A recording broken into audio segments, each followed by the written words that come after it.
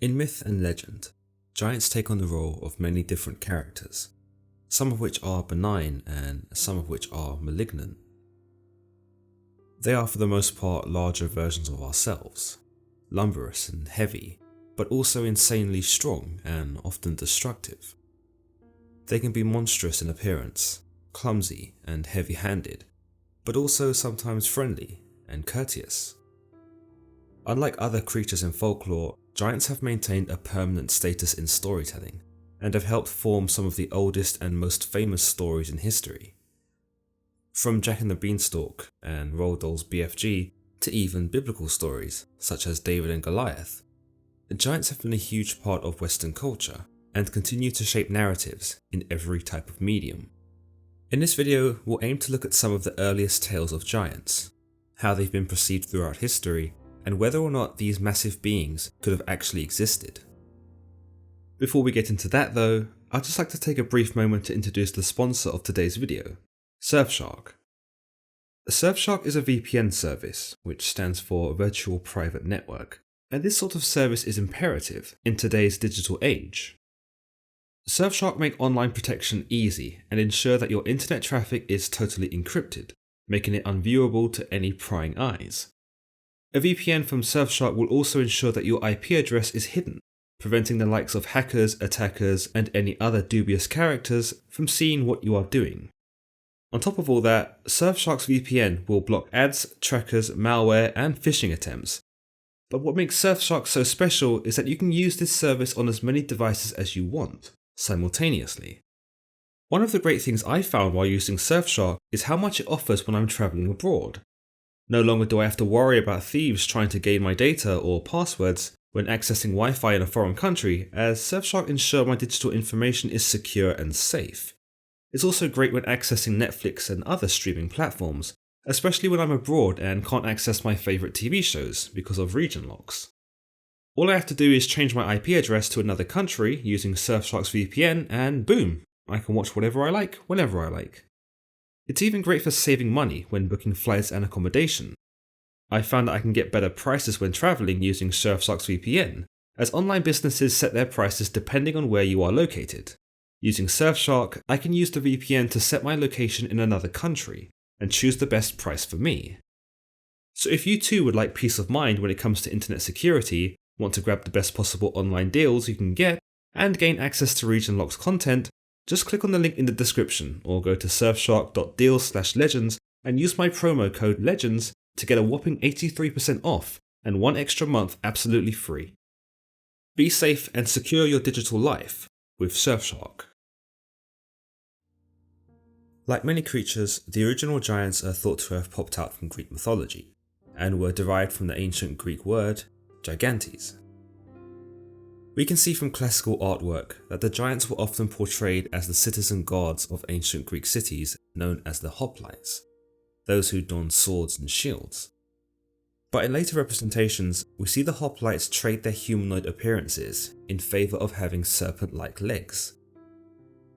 In the mythology, giants were thought to be the children of the primordial deity and ancestral mother of all things known as Gaia, and the primal Greek god Uranus.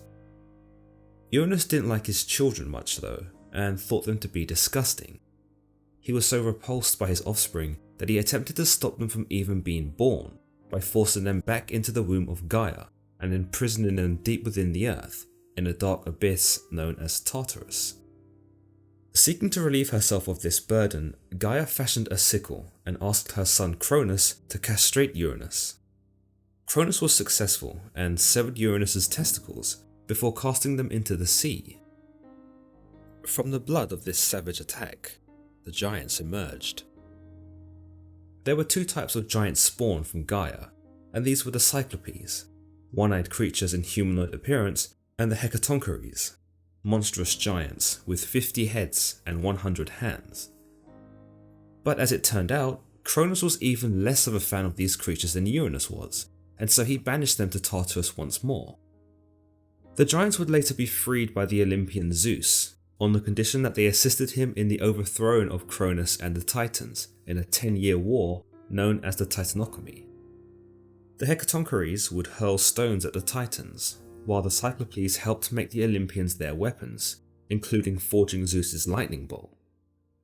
The Olympians, with the help of the Giants, would defeat Cronus and the Titans, where Zeus would place them in Tartarus, a taste of their own medicine perhaps.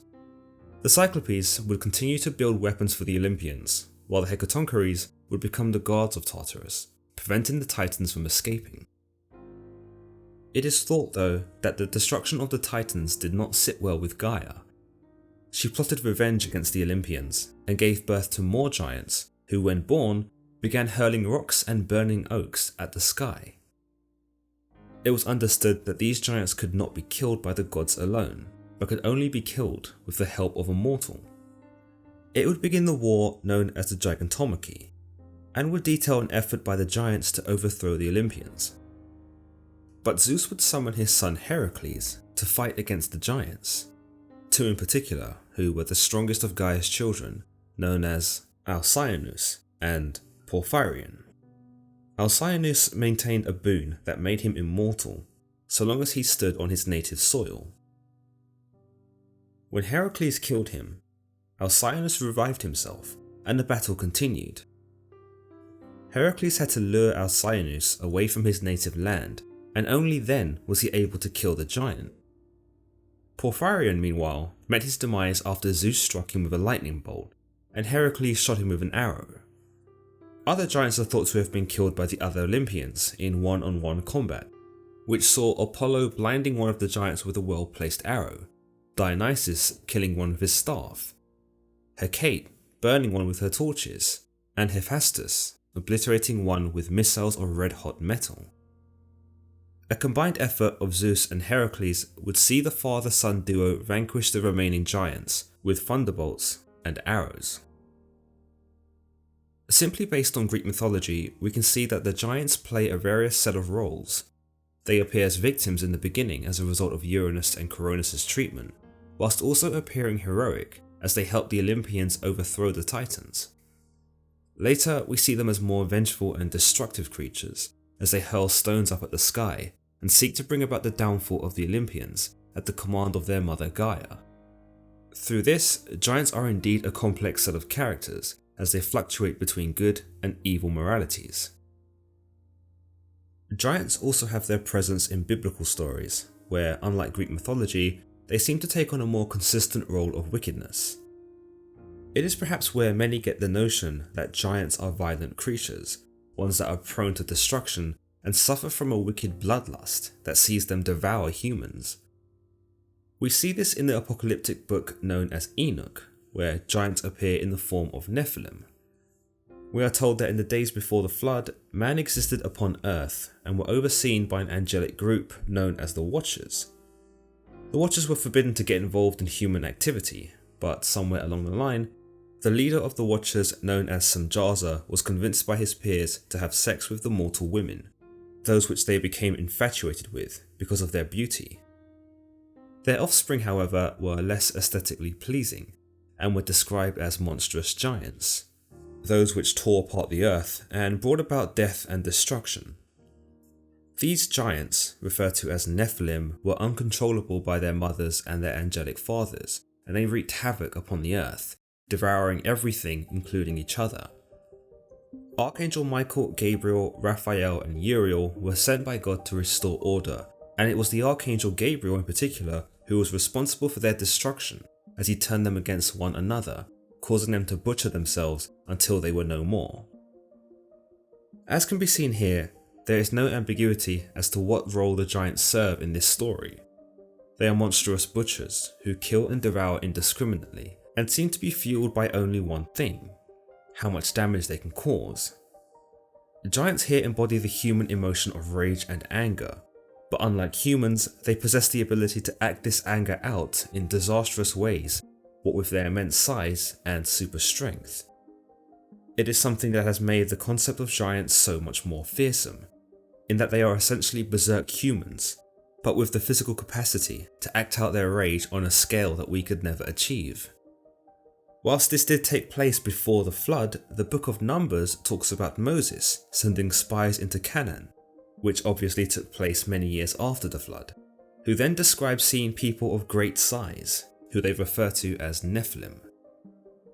How some Nephilim may have survived their fate at the hands of the archangels is not known, and it's important to note that when Canaan is actually conquered, the Nephilim are not mentioned at all.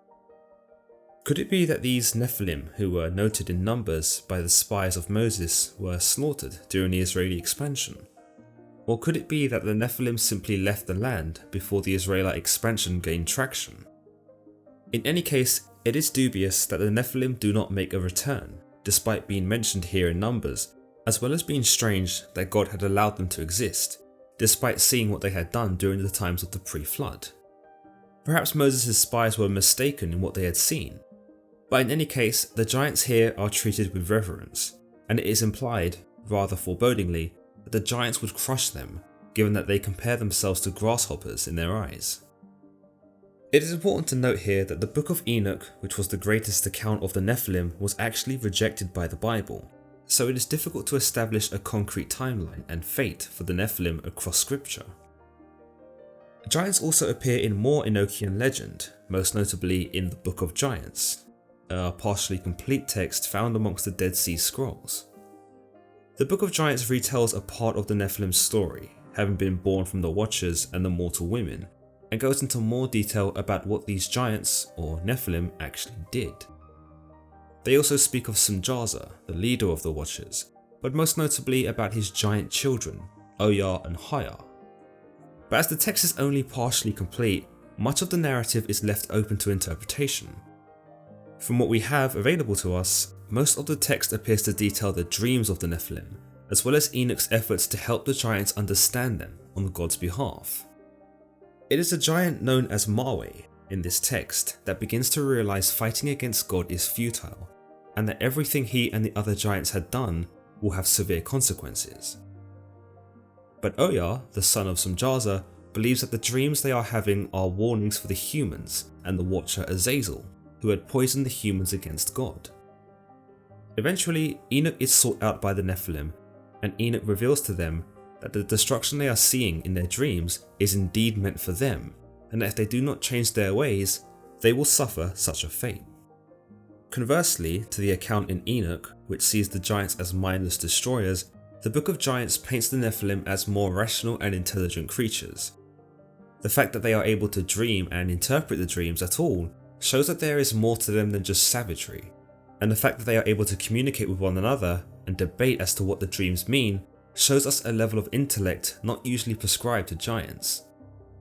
In this instance, giants are capable of more than just ravaging the land, but also of introspection, reflection, and perhaps even remorse as they ponder on the consequences of defying God further.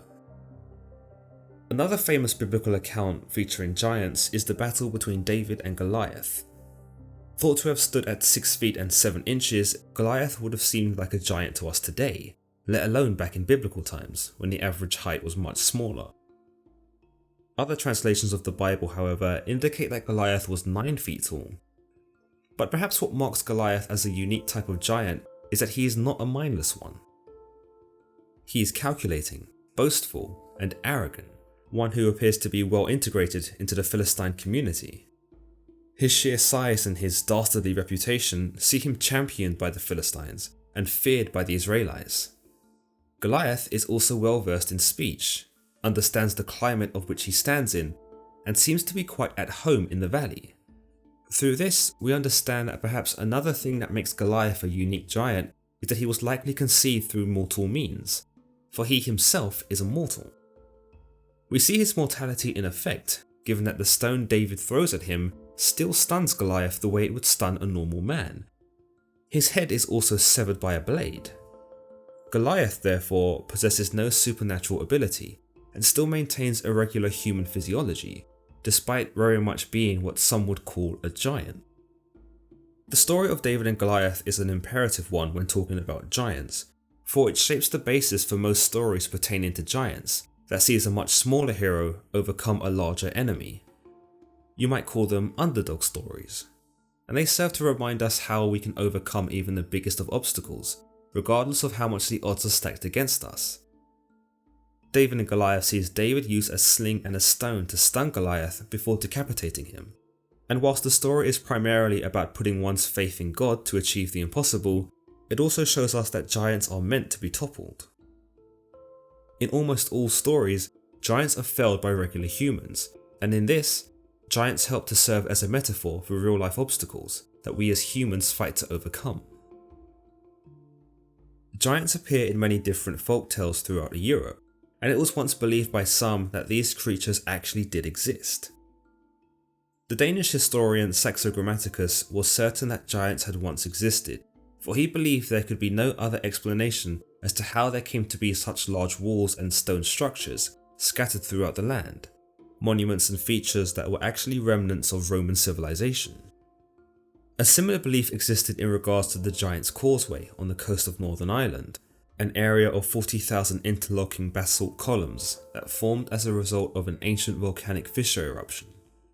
Of course, at the time, it was far simpler to explain this formation as the work of giants.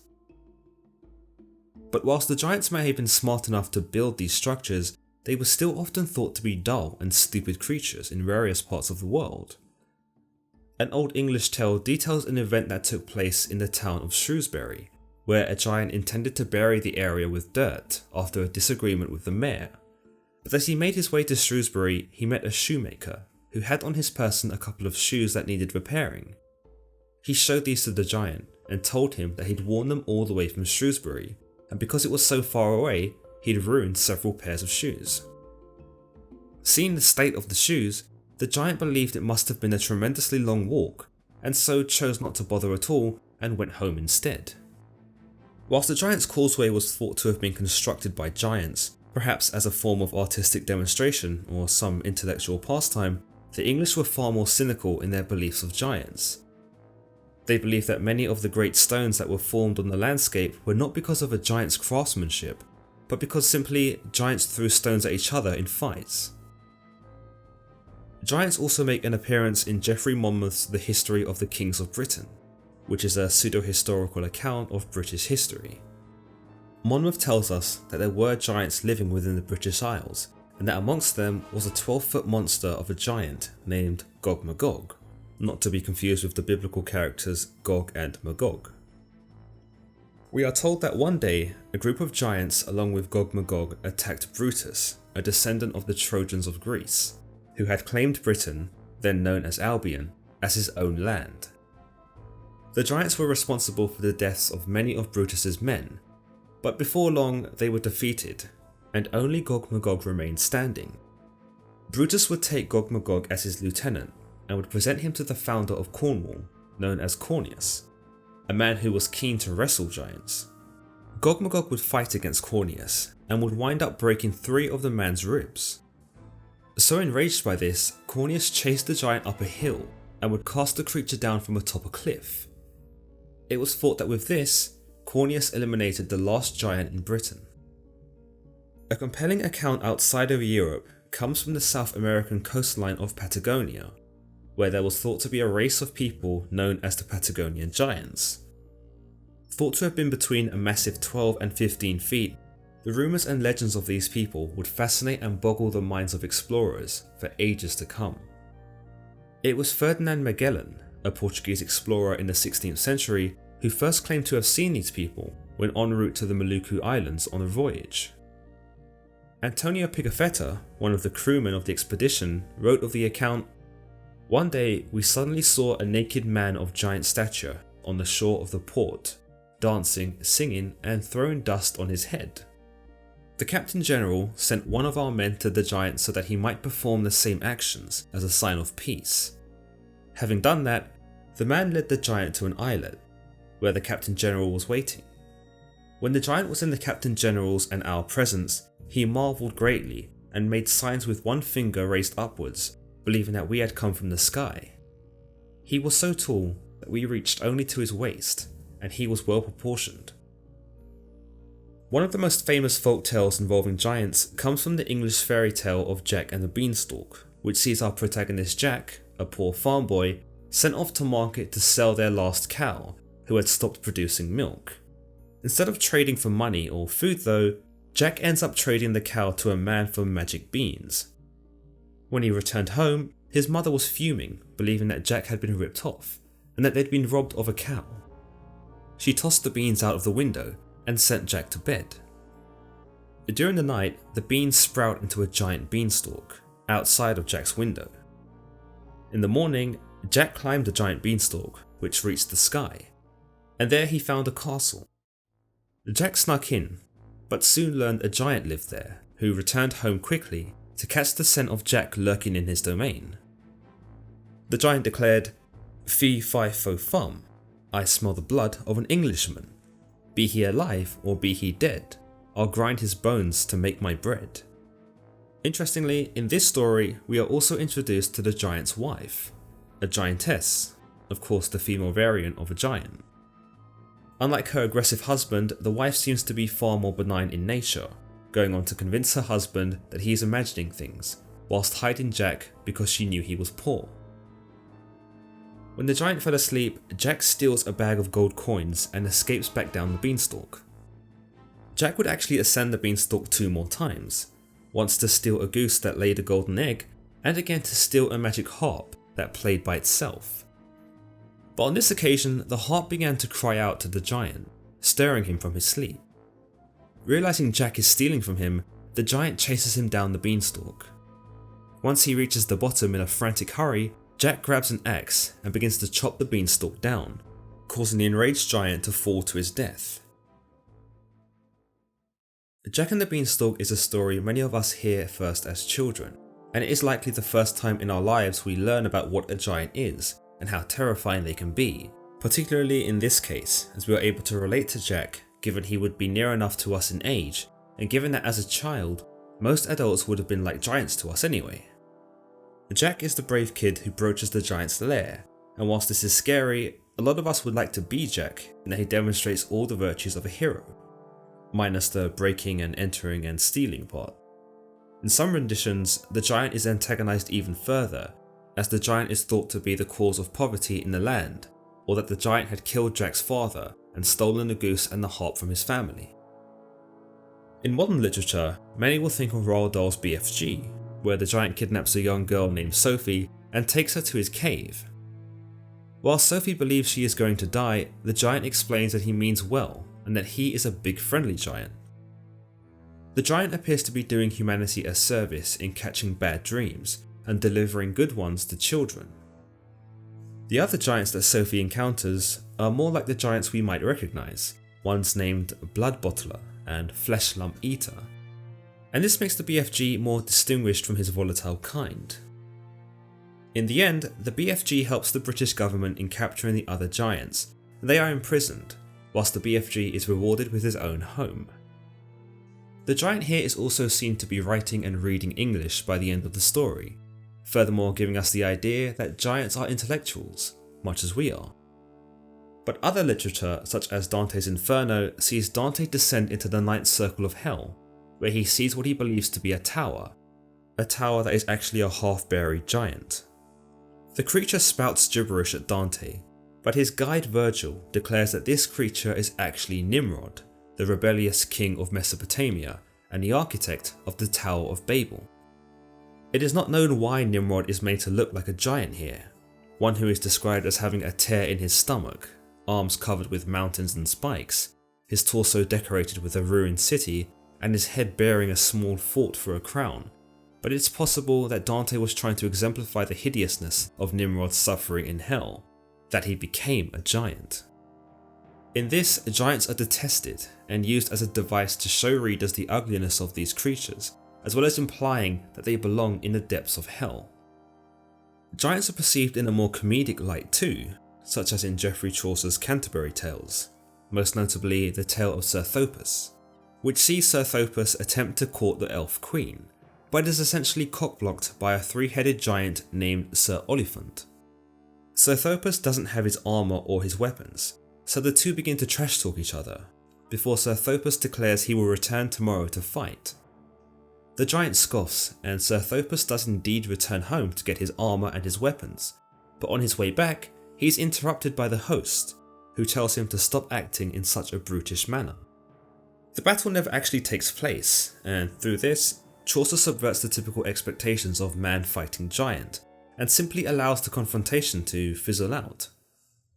Through this, it's almost implied that the giant won, at least by forfeit, seeing as Sir Thopas never actually showed up, and that the giant probably ended up sticking it to the Elf Queen instead. Another famous account of giants in literature comes out of Jonathan Swift's Gulliver's Tales, a satirical adventure of Lemuel Gulliver, who at one point winds up on an island of giants. A giant farmer who finds him becomes so fascinated by Gulliver that he exhibits him for money, displaying him like a zoo animal, before selling him off to the Queen of the realm. Through this account, giants are not savage monsters, but actually calculated swindlers and extortionists, once more showing us a more intellectual and perhaps more human side of these massive monsters. Whilst the concept of giants differs from medium to medium and from story to story, it cannot be denied that they have become a staple of our imagination. Perhaps the reason they were so quickly revered in old times, and why they are so prominent in today's narratives, is because the giant is so similar to us. Not only do we possess the same physiology, albeit on a smaller scale, the giant also hyperbolizes our very emotions. They experience anger and rage in the same way we do, but given their monstrous size, it makes that same anger and rage so much more intense and frightening. While we ourselves are capable of terrible destruction, the giant is able to unleash its frustration on a far grander and truly awesome scale, even shattering civilizations with its own 2 fists. Through this, the giant isn't just a mysterious ethereal creature that has eluded human discovery, but instead a projection of our own human nature and our basic, more ferocious tendencies. Let me know what you think about giants in the comments below, and any other relevant stories that you found compelling. As always guys, if you've enjoyed today's video, then don't forget to give it a like, and don't forget to hit that subscribe button. Until the next time.